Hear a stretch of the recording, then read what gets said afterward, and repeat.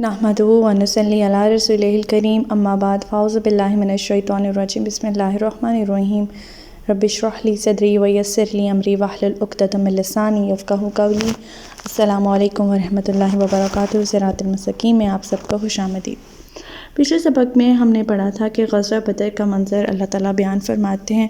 अल्लाह ताला अपने एहसानात याद दिलाते हुए फरमाते हैं कि जब अल्लाह ने अपनी तरफ से तुम्हारा खौफ दूर करने के लिए तुम पर ग़ुनूदगी तारी कर दी और आसमान से तुम पर बारिश बरसा दी ताकि तुम्हें पाक कर दे और शैतान की डाली हुई निजात तुमसे दूर कर दे और तुम्हारे दिलों को मजबूत कर दे और तुम्हारे कदम जमा दे। फिर अल्लाह ताला फरमाते हैं कि जब आपका परवरदिगार फरिश्तों को हुक्म दे रहा था कि मैं तुम्हारे साथ हूँ, लिहाजा मुसलमानों के कदम जमाए रखो और अभी काफिरों के दिल में मैं रोब डाल दूंगा, बस तुम इनकी गर्दनों और हर जोड़ पर ज़रबें लगाओ। फिर अल्लाह ताला फरमाते हैं ये इसलिए था कि उन्होंने अल्लाह और इसके रसूल की मुखालफत की थी और जो अल्लाह और इसके रसूल की मुखालफत करे तो अल्लाह ताला ऐसे ही लोगों को सख्त सज़ा देने वाला है। और काफिरों से फरमाया फिर अल्लाह ताला ने कि ये अज़ाब तो तुम लोग अभी चखो, यानी कि दुनिया का अज़ाब, और इसके अलावा काफिरों को दोज़ख का अज़ाब भी होगा आखिरत में। फिर अल्लाह ताला ईमान वालों से मुखातिब होते हुए एक जंगी तदबीर बताते हुए फरमाते हैं कि जब मैदान जंग में तुम्हारी काफिरों से मुठभेड़ हो जाए तो कभी पीठ ना फेरना। हमारा आज का सबक आयत नंबर 16 से लेकर आयत नंबर 20 तक है, तो आज का सबक शुरू करते हैं। बिस्मिल्लाहिर्रहमानिर्रहीम। वमन युवल्लिहिम यौमइज़िन दुबुरहु इल्ला मुतहर्री फ़लिक़ितालिन औ मुतहय्यिज़न इला फ़िअतिन फ़क़द बाअ बिग़ज़बिन मिनल्लाहि व मअवाहु जहन्नम व बिअसल मसीर। और जो शख्स इस दिन पीठ फेरेगा इल्ला ये कि वो कोई जंगी चाल चल रहा हो या मुड़ कर अपने दस्ते फ़ौज को मिलना चाह रहा हो, तो ऐसा आदमी अल्लाह के ग़ज़ब में आ गया, इसका ठिकाना दोज़ख होगा और वो बुरी जाए बाज़ किश्त है।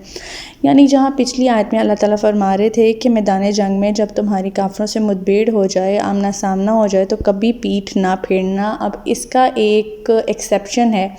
एक्सेप्शन जो अल्लाह ताला बता रहे हैं वो ये है कि या तो कोई जंगी चाल हो या अपने दस्ताए फ़ौज के साथ मिलना हो, तो ये दोनों टेक्निक्स जो हैं अगर इस तरह का कोई रवैया करना हो तो पीछे मुड़ा जा सकता है। इसके अलावा जो शख्स मैदान जंग में पीठ फेरेगा तो ऐसा आदमी अल्लाह के ग़ज़ब का शिकार हो गया और इसका ठिकाना दोज़ख होगा और वो बहुत ही बुरी जगह है। आप सल्लल्लाहु अलैहि वसल्लम ने इस फ़ेल को इन 7 बड़े बड़े गुनाहों में शुमार किया है जो इंसान को हलाक कर देने वाले हैं, और ये बुखारी की हदीस है। इस गुनाह की शिद्दत की वजह सिर्फ ये नहीं है कि एक शख्स अपनी जान बचाकर फ़ौज में एक फ़र्द की कमी का बाइस बनता है, बल्कि इसकी बड़ी वजह यह है कि इस हरकत से बाकी लोगों के भी हौसले पस्त हो जाते हैं और भगदड़ मच जाती है। बाज़ औक़ात तो एक या चंद शख्सों का फ़रार पूरी फ़ौज की शिकस्त का सबब बन जाता है। इसलिए अल्लाह ताला ने इस बात से मना फरमाया है कि पीठ फेरी जाए जबकि काफिरों से मुठभेड़ हो। तो आयत नंबर 17, फ़लम तक़्तुलूहुम वलकिन्नल्लाह क़तलहुम वमा रमैता इज़ रमैता वलकिन्नल्लाह रमा वलियुब्लियल मुअमिनीना मिन्हु बलाअन हसना इन्नल्लाह समीउन अलीम। मैदान बदर में काफिरों को तुमने कत्ल नहीं किया था बल्कि इन्हें अल्लाह ताला ने मारा था, और जब आपने काफिरों की तरफ रेत की मुट्ठी फेंकी थी तो वो आपने नहीं बल्कि अल्लाह ने फेंकी थी, और ये इसलिए था कि अल्लाह ताला अपनी तरफ से मोमिनों को एक अच्छी आजमाइश से गुजारते। अल्लाह ताला यकीनन सब कुछ सुनने और जानने वाला है।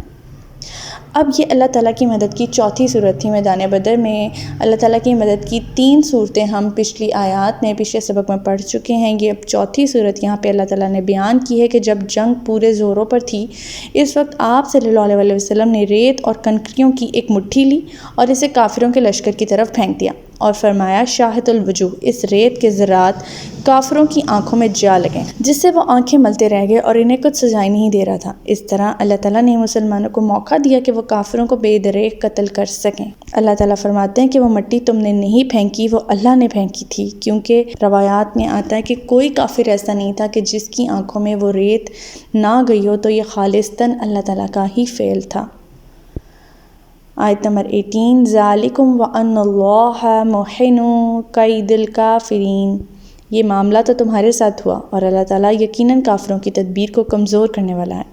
اللہ تعالیٰ یہاں فرما رہے ہیں مدد کی ان سب صورتوں کا فائدہ تو مسلمانوں کو پہنچتا رہا اور ساتھ ہی ساتھ کافروں کو اتنا نقصان بھی پہنچتا رہا۔ جو تدبیر وہ مسلمانوں کے خاتمے کے لیے کر رہے تھے اللہ تعالیٰ نے انہیں توڑ کر رکھ دیا اور ان سب کے منصوبے خاک میں ملا دیے، ان سب کی تدابیر کمزور کر دیں۔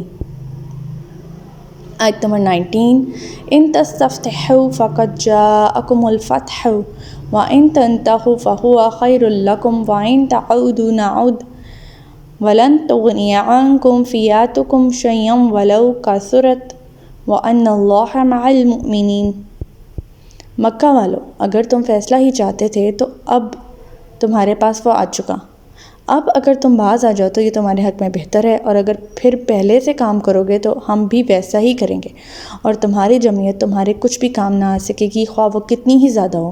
اللہ تو یقیناً ایمان والوں کے ساتھ ہے۔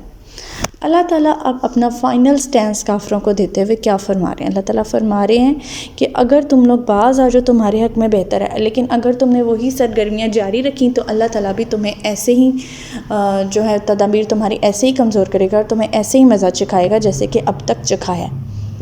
اللہ تعالیٰ فرما رہے ہیں کہ تمہاری جمعیت، یہ جو تمہارا جتھا ہے جس کے اوپر تمہیں ناز ہے، یہ تمہارے کبھی کسی کام نہیں آ سکے گی اللہ کے مقابلے میں، خواہ وہ کتنی ہی زیادہ کیوں نہ ہو، کیونکہ اللہ تعالیٰ تو یقیناً ایمان والوں کے ساتھ ہے۔ اب لہٰذا کافروں نے بھی دیکھ لیا اپنی آنکھوں سے کہ کس طرح سے حالات کی ناسازی کے باوجود مسلمانوں کو معجزانہ طور پر فتح نصیب ہوئی تھی۔ اب انہیں اپنی حرکتوں سے باز آ جانا چاہیے، اب انہیں راہ راست پر آ جانا چاہیے۔ اگر وہ آ گئے تو ان کے حق میں بہتر ہوگا، اور اگر انہوں نے پہلی سی نافرمانی، مخالفت اور سرکشی والی روش اختیار کی تو پھر اللہ تعالیٰ سزا دیں گے، اور جس طرح آج ان کا لاؤ لشکر ان کے کسی کام نہ آ سکا، آئندہ بھی نہیں آئے گا۔ وجہ یہ ہے کہ اللہ تعالیٰ مسلمانوں کا ساتھی حامی و ناصر ہے، خود ان کا پروردگار ہے۔ بعض روایات میں یہ بھی آتا ہے کہ مکہ سے روانگی کے وقت ابو جہل وغیرہ نے کعبے کا پردہ پکڑ کر یہ دعا کی تھی کہ یا اللہ ہم دونوں فریقوں سے جو اعلیٰ اور افضل ہے اسے فتح نصیب فرما اور فساد مچانے والے کو مغلوب کر۔ چنانچہ اللہ تعالیٰ نے یہ فرما کر کہ اب فیصلہ تمہارے پاس آ چکا ہے، اب تمہارے سامنے حقیقت کھل چکی ہے کہ دونوں فریقوں میں سے کون اعلیٰ افضل ہے، یعنی مومنین کا گروہ ہی اعلیٰ اور افضل ہے۔ اب جب کہ فیصلہ آ چکا ہے تو ان دونوں فریقوں میں سے مفسد کون ہے اور اعلیٰ کون ہے، تو اب اپنی حرکتوں سے باز آ جانا چاہیے کافروں۔ آیت نمبر 20، یا ایھا الذین آمنوا اطیعوا اللہ ورسولہ ولا تولوا عنہ وانتم تسمعون۔ اے ایمان والو، اللہ اور اس کے رسول کی اطاعت کرو اور حکم سن لینے کے بعد اس سے سرتابی نہ کرو۔ پچھلی آیت میں اللہ تعالیٰ فرما رہے ہیں کہ اللہ تعالیٰ مومنوں کے ساتھ ہے، یہاں اللہ تعالیٰ ایمان والوں سے ہی مخاطب ہوتے ہوئے فرما رہے ہیں کہ اللہ اور اس کے رسول کی اطاعت کرو اور حکم سن لینے کے بعد اس سے سرتابی نہ کرو، خواہ اس میں اپنا فائدہ نظر آ رہا ہو یا نہ آ رہا ہو۔ جیسے کہ ہم نے شروع کی آیات میں پڑھا تھا کہ مسلمانوں میں سے ایک گروہ جو تھا وہ جی چرا رہا تھا، وہ کراہت محسوس کر رہا تھا کہ یہ ہم کیوں جا رہے ہیں جنگ کرنے۔ تو اللہ تعالیٰ فرما رہے ہیں کہ جب حکم آ جائے تو اس کے اوپر سر تسلیم خم کر دینا۔ تو ہمارا آج کا سبق یہیں تک تھا۔ اللہ تعالیٰ سے دعا ہے کہ اللہ تعالیٰ صراط مستقیم میں ہمیں ثابت قدم رکھے، اللہ تعالیٰ ہمیں ہدایت دے کہ جس کے بعد گمراہی نہ ہو۔ ربنا لا تزغ قلوبنا بعد إذ هديتنا وهب لنا من لدنك رحمة إنك أنت الوهاب سبحانك اللهم وبحمدك نشهد أن لا إله إلا أنت أستغفرك وأتوب إليك۔ السلام علیکم ورحمۃ اللہ وبرکاتہ۔